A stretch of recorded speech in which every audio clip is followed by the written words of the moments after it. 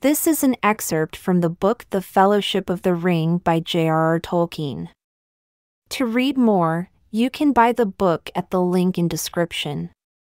If you like watching our videos, subscribe and hit the like button so we can keep publishing. The Balrog reached the bridge. Gandalf stood in the middle of the span, leaning on the staff in his left hand, but in his other hand Glamdring gleamed, cold and white. His enemy halted again, facing him, and the shadow about it reached out like two vast wings.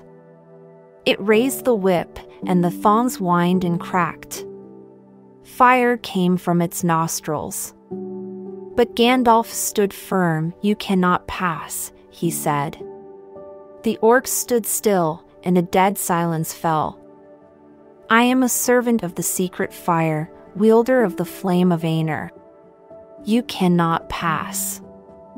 The dark fire will not avail you, flame of Uden. Go back to the shadow." "You cannot pass," the Balrog made no answer. The fire in it seemed to die, but the darkness grew. It stepped forward slowly onto the bridge, and suddenly it drew itself up to a great height, and its wings were spread from wall to wall, but still Gandalf could be seen, glimmering in the gloom. He seemed small, and altogether alone, gray and bent, like a wizened tree before the onset of a storm. From out of the shadow a red sword leaped flaming, Glamdring glittered white in answer. There was a ringing clash and a stab of white fire. The Balrog fell back, and its sword flew up in molten fragments. The wizard swayed on the bridge, stepped back a pace, and then again stood still. "You cannot pass," he said. With a bound the Balrog leaped full upon the bridge. Its whip whirled and hissed. "He cannot stand alone," cried Aragorn suddenly, and ran back along the bridge. "Elendil," he shouted. "I am with you, Gandalf."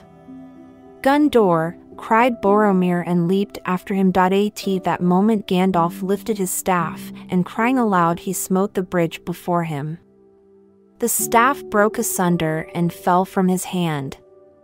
A blinding sheet of white flame sprang up. The bridge cracked.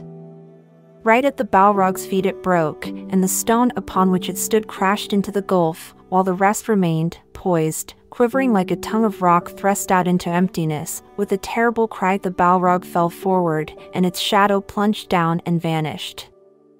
But even as it fell it swung its whip, and the thongs lashed and curled about the wizard's knees, dragging him to the brink. He staggered and fell, grasped vainly at the stone, and slid into the abyss. "Fly, you fools!" he cried, and was gone.